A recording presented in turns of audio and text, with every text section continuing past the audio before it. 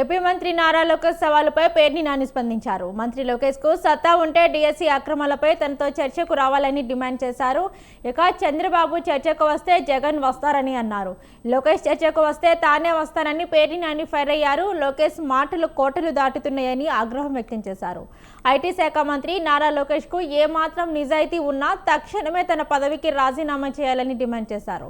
కేవలం కార్యకర్తలతో పాటు చప్పట్లు కొట్టించుకోవడానికే జగన్ కు నోటుకొచ్చినట్లు లోకేష్ మాట్లాడుతున్నారని పేర్ని నాని ఆగ్రహం వ్యక్తం చేశారు.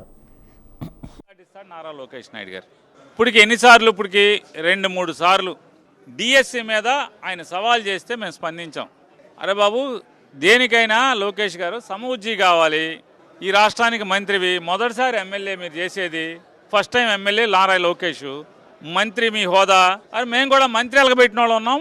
మేము వస్తామని చెప్పి సమయం చెప్పు, డేట్ చెప్పు, ప్లేస్ చెప్పు అని చెప్పి మేము కూడా ప్రతి సవాల్ చేసాం. నీకు చేత కాకపోతే నాని నువ్వే ఫిక్స్ అయ్యని చెప్పు, నేను పెడతానని చెప్పాను. దానికి ఉలకో పలకో ఇవాళ కార్యకర్తలతో 4 గోడల మధ్య చప్పట్లు కొట్టించుకుంటాకి జగన్ రావట్లేదు, నేను పిలుస్తున్నాను, పిలిస్తే రావట్లేదు. నారా చంద్రబాబు నాయుడు గారిని రమ్మను, జగన్మోహన్ రెడ్డి గారు వస్తాడు. డిఎస్సి మీద చర్చించడానికి నారా చంద్రబాబు నాయుడు గారిని రమ్మను, జగన్మోహన్ రెడ్డి గారు వస్తాడు. నువ్వు చర్చిద్దాం అనుకుంటున్నావా లోకేష్ గారు? నేను రెడీగా ఉన్నానని ఇప్పుడు బోళన్ సార్లు చెప్పాను.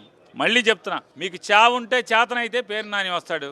దేని డిఎస్సి మీద దేని గురించి మాట్లాడటాకైనా పాపాలు చేసి, తప్పులు చేసి, పవిత్రమైనటువంటి టీచర్ ఉద్యోగాల్లో దొంగతనాలు చేసి ఇవాళ నీ కార్యకర్తలకి లేకపోతే నీ ఎంబడి తిరిగిన వాళ్ళకి ఉద్యోగాలు వేసి ఇవాళ నీతి కబుర్లు చెప్తున్నారు. మీరు మాటలు కోటలు దాటిస్తాడు నారా లోకేష్ నాయుడు గారు.